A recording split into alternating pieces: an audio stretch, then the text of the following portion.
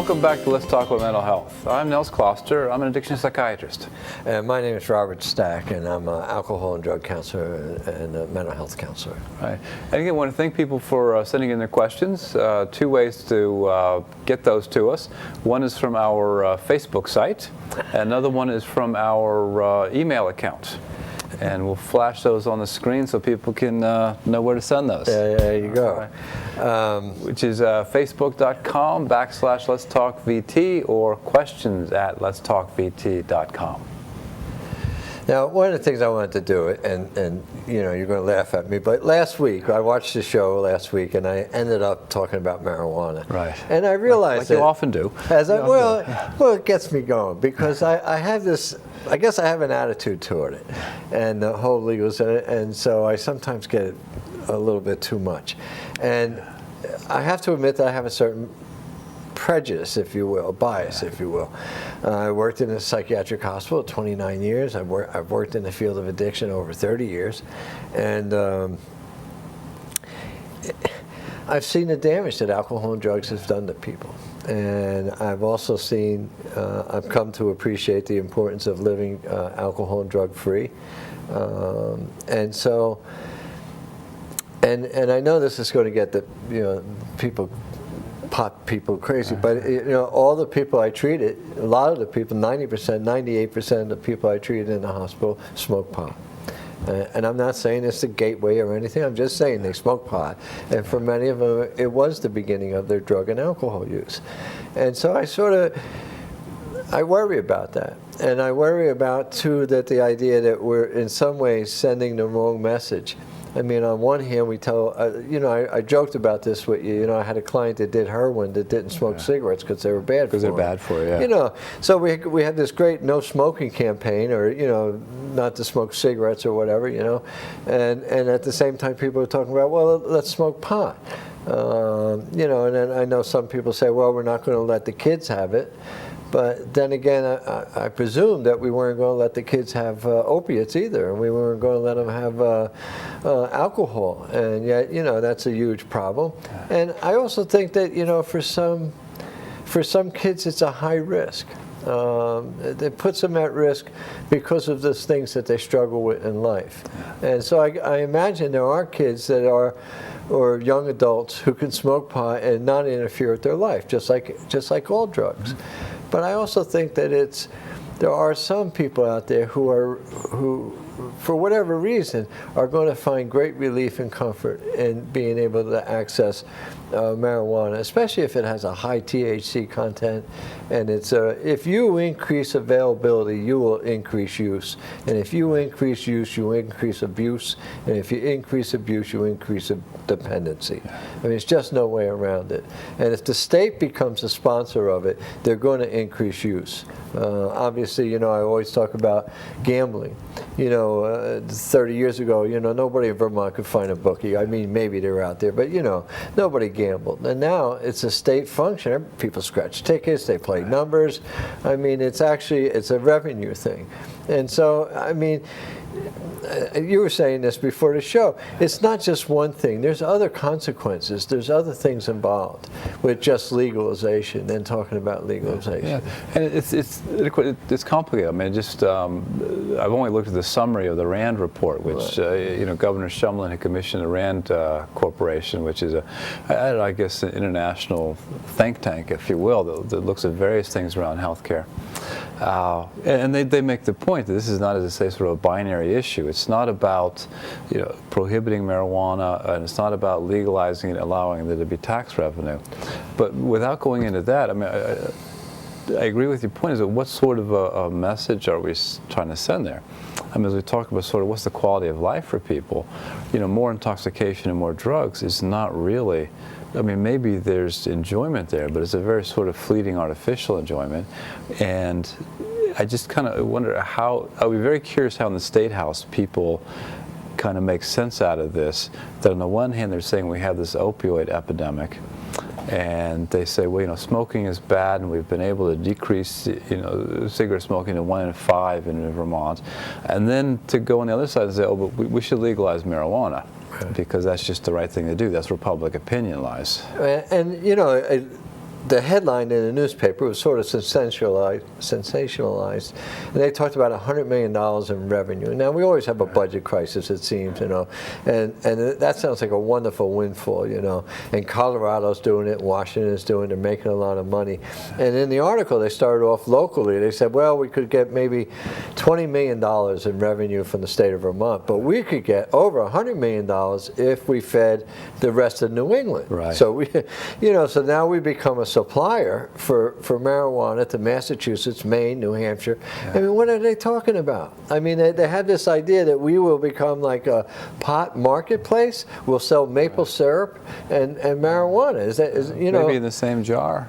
Right, and so we'll have like border patrol where we trying to stop heroin come across the border into Vermont, and we'll have the other side of the border trying to stop Vermont pot going down to Massachusetts or New Hampshire. I mean, and the article implied, well, if we don't do it first, they're going to do it. Right. And I don't think that's. I'm hearing my mother ask me if Tommy jumped off the bridge, would I jump off the bridge too, right? Yeah, and now I understand there's people, and there's a show, people advocate for pot, and George Soros and the money people involved, and they think they should legalize and all that. I'd like to know how the system's doing right now with medical marijuana. Tell me, how many doctors are writing it? How many scripts are there? And how much of it is being diverted? I'm not saying if it's being diverted. I know it's being diverted. How much is being diverted, and to who is getting it? I mean, really, we talked about, first of all, medical marijuana. Is that working? Why is it working? Who's it working for? At what dose? Who's getting relief? Who's not getting relief? How about decriminalization? Has that made a difference?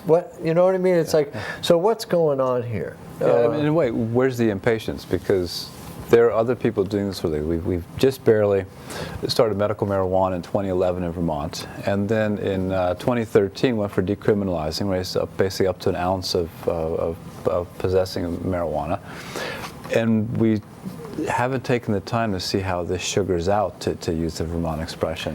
And there's been this headlong rush then to sort of move forward, and to not give these other states a time to work these sorts of things out. Right. I mean, that's one of the things the Rand Corporation was saying in the report, is that right now the only thing we'll have data on is sort of the development of the system for production, distribution, taxing, and revenue.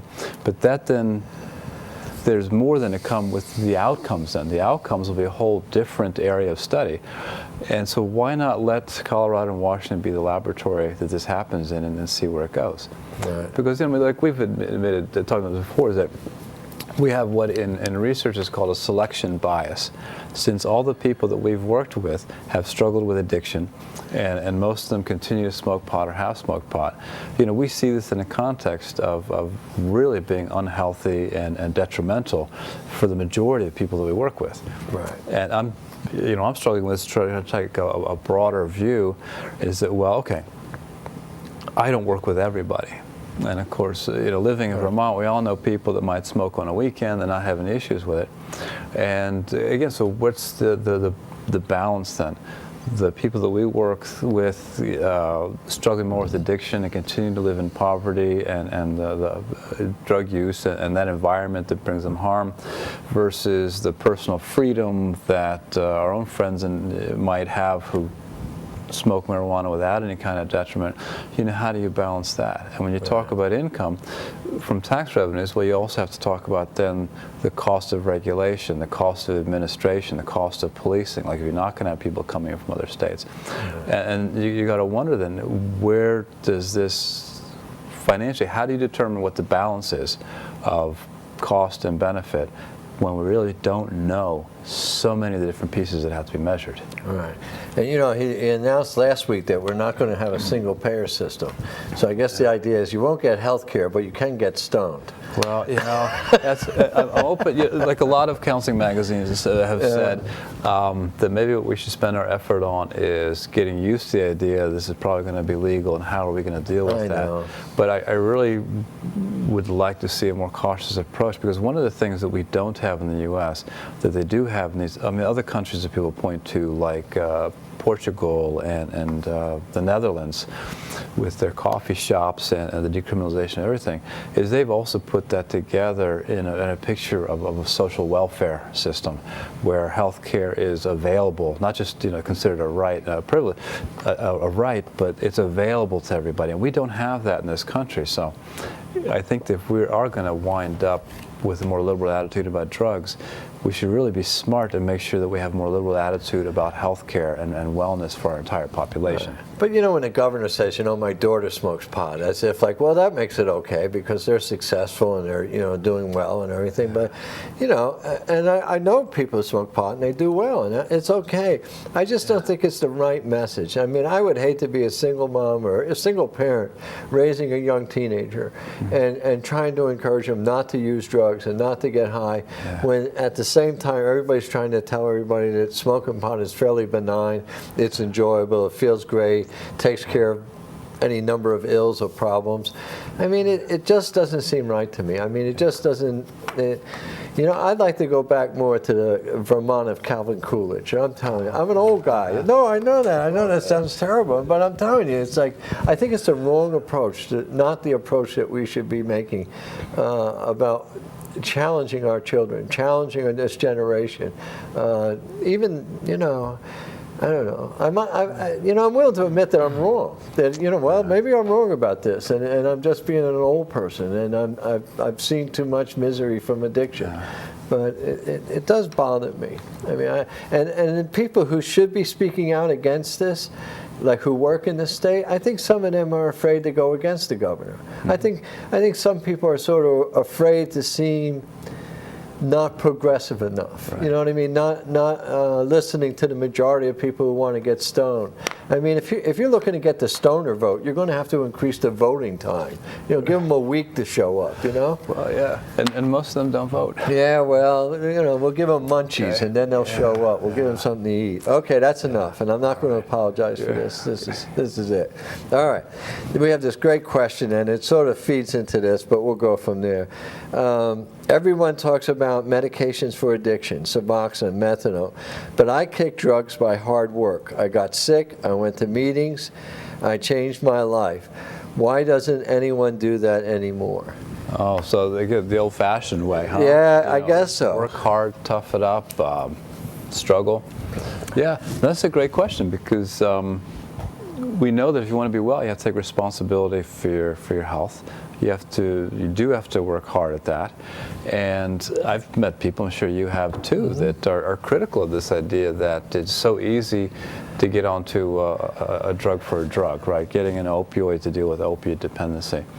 And feeling that we don't put the message out. Everything's very medicalized, right? You have a problem, we give you a medication. And nobody sort of talks about what is a different standard, right? What about just sort of being medication-free? What about being drug-free?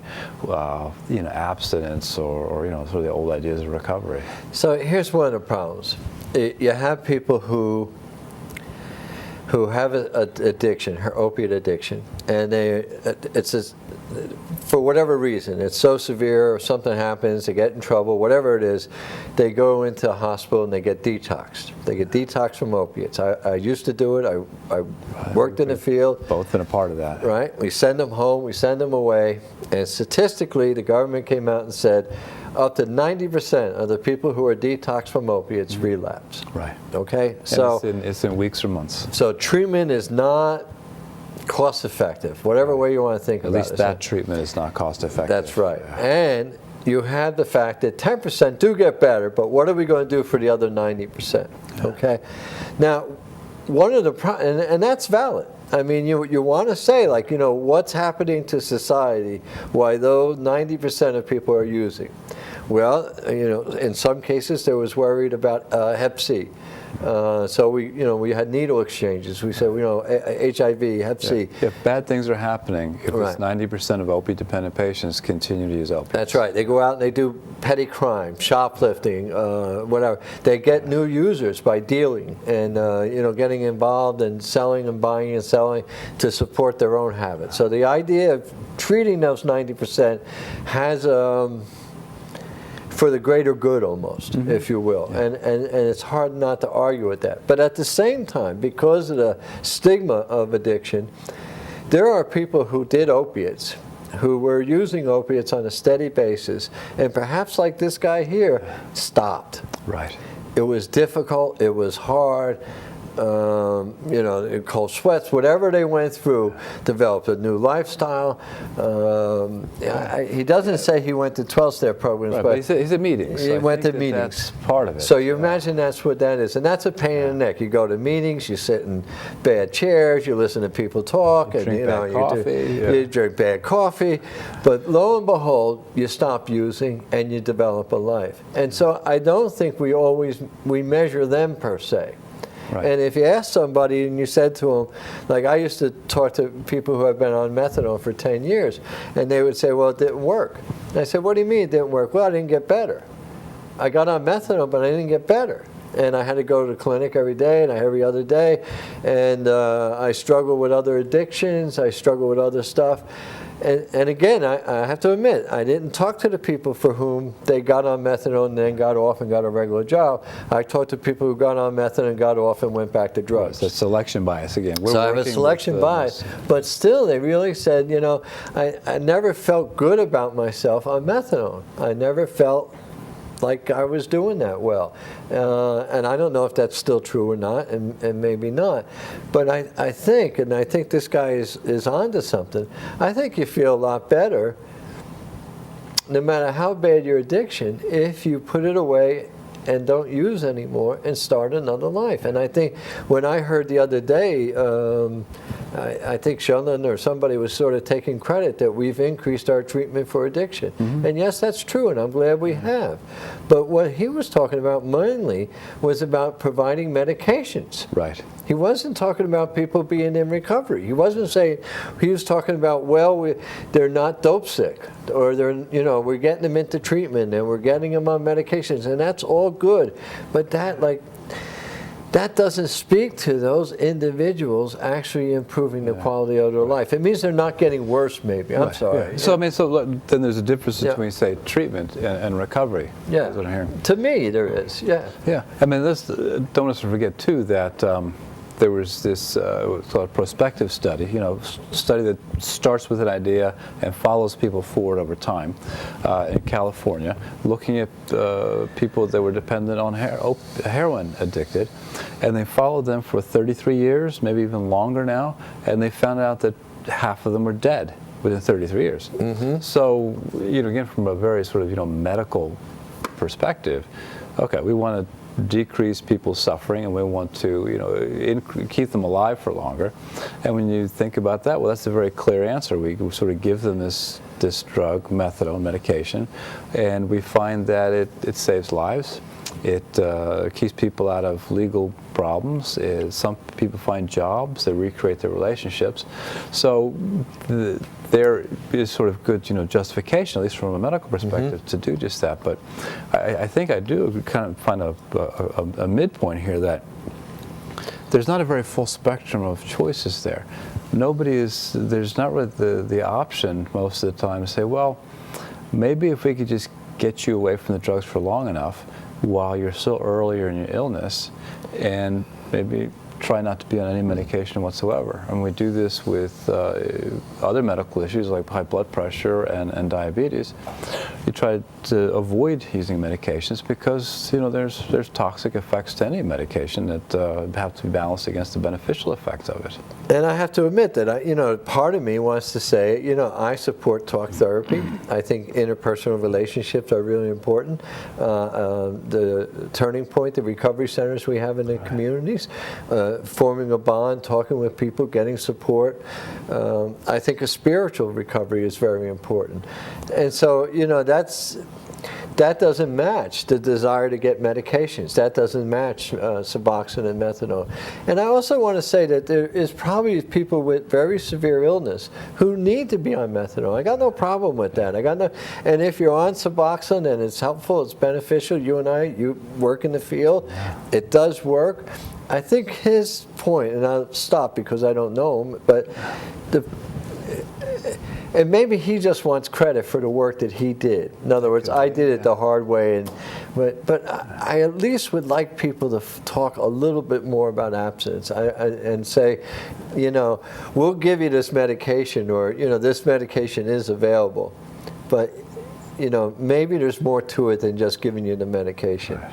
I mean, you really want to think about other stuff that's going to make your life, you know, I even hesitate to say better. I don't want to say better, you know what I mean? Maybe you like being doped up. I mean, you know, you got the golden glow, and if you can get it often without getting sick, but I can give you a real life. Right. And there's no substitute for having a real life. And that's one of the things they found out with the, you know, there are all these stories about the rats who kept hitting the lever to have cocaine, right? Right. And they said, even what terrible sort of addicting medication, you know, substance that cocaine is. And then somebody thought, well, these rats are in a cage with two choices, water and cocaine, and no playgrounds, no companionship with other rats.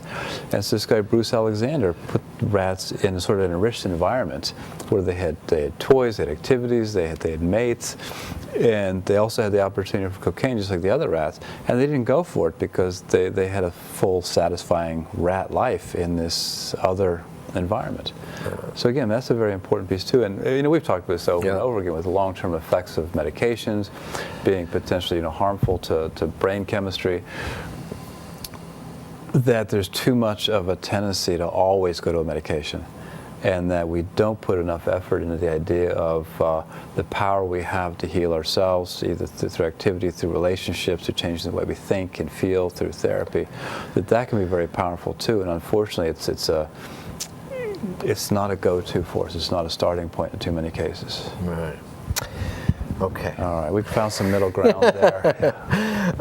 This here came together. These two questions are actually connected, but we wrote them down separately. People who send in questions on email, we'll transfer them to these cards, and it's just an easier way to do it. Isn't there any cure for addiction? Why is it always referred to as a lifelong disease? And then the second question that came in, same one, if addiction is a lifelong disease, then why don't we have more long-term treatment? So, I'm not sure how to. Yeah. I guess what came through both of these is the idea of a lifelong disease. Yeah. Right, and then long-term treatment for something that's a lifelong disease.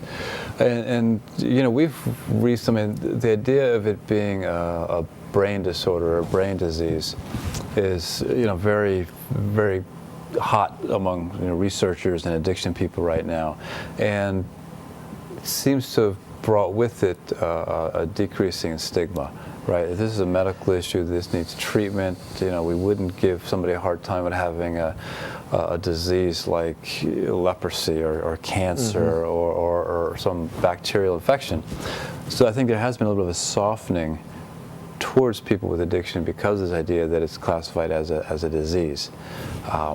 But then, too, there's a lot to criticize around that idea, too. There's some recent survey I saw that indicated that counselors tend to have less empathy for people when they feel that this is a genetic disorder, that it is a disease. So it can kind of cut both ways, and a lot of people are criticizing the idea of addiction being a disease. That they have less empathy? Is that right? Yeah. That this sort of medicalized point of view has actually turned off some counselors from the level of empathy they have for their clients. Well, I think part of it, and I'm not sure about this, but I believe in lifelong recovery.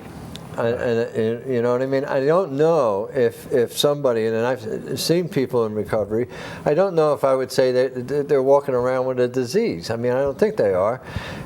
But the thing that gets tricky is that so many addicts and alcoholics, if they start to use a drug, they find out they can't use it safely and they relapse. And again, I still have this sort of difficulty because in my work over the years, I only worked with people who relapsed after they used it. Right. But having said that, I want to go back to George Vallon, who did a longitudinal study of alcoholism. And in other words, he did it over 30 years. I think it was 30 years. And he talked about what happened to him. He had two cohorts. One were Harvard, I think, and the other one was a working class neighborhood in Boston. And he followed them. And he followed them for a number of years. And in the first book that he wrote about, he said there were some people that seemed to go back to social drinking. Right, safely drinking. Safe drinking. And then he wrote a revised history of alcoholism. And in that book, he said, you know, we followed up on some of those people, and their outcomes were not good. Okay, the ones that we thought were successful, it turned out they weren't. And there was a certain amount of... I don't want to make a big deal of it, but it's this idea that if you've been in trouble with alcohol and drugs, if you got to a point where you lost control, you could no longer... There's always that point when people are using where it's voluntary, and they're using because they want to. It crosses that line when they find out they're using because they need it. And they find out when they want to stop, they can't, or when they do stop, it's only temporary. And then they begin to feel like, well, this is something different. And I think if you've ever gotten to that place, you're really at risk if you pick up and use again. Now, does that mean you have a lifelong disease? I'm not sure about that. I don't know how to think about that.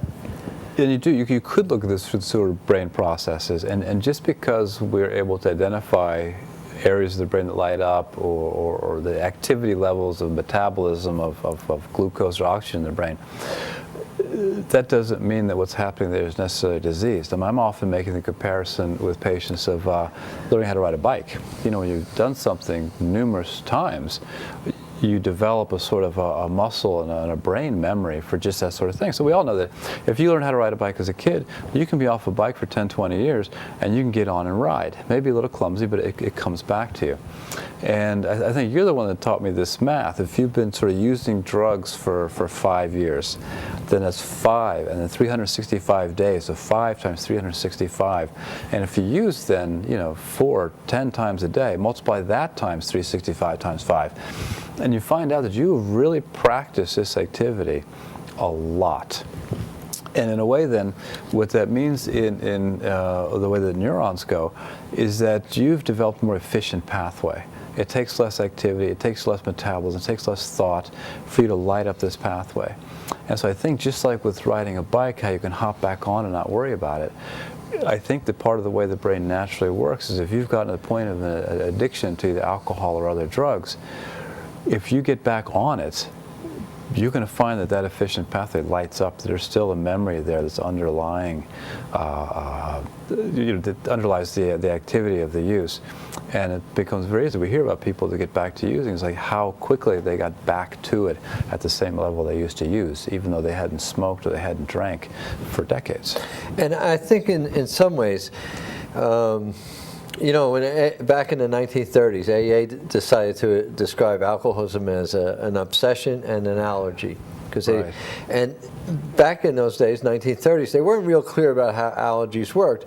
They just knew that there were a lot of people could eat eggs, but some people couldn't. Yeah. A lot of people can get stung by a bee, but some people couldn't, and they would die from it. And there was obviously something afoot there. And I think that was one of the realizations of people who were part of early AA, is that some people seemed to be able to drink. As a matter of fact, the majority of people were able to drink. But there were some people who, when they drank, it led to problems. And that's why they used to call it, it was an allergic reaction. Now, my brother John was allergic. It kept him out of the army, as a matter of fact. But one of the things he was allergic to was eggs. Yeah. And he gets, hives, he gets sick and everything. It was terrible. So he doesn't eat them. Right. I mean, he lives his life, and so he has abstinence from eggs. I mean, if you want, But alcoholism is more than that, and often you'll hear people talk about the way they think, or the way they think about themselves, or the way they react to others. And I think that's what recovery is that changing not just the absence of the drug, but changing the way you think about things. Yeah. And I think we often take very complicated ideas in medicine. Like how do you make sense of alcoholism?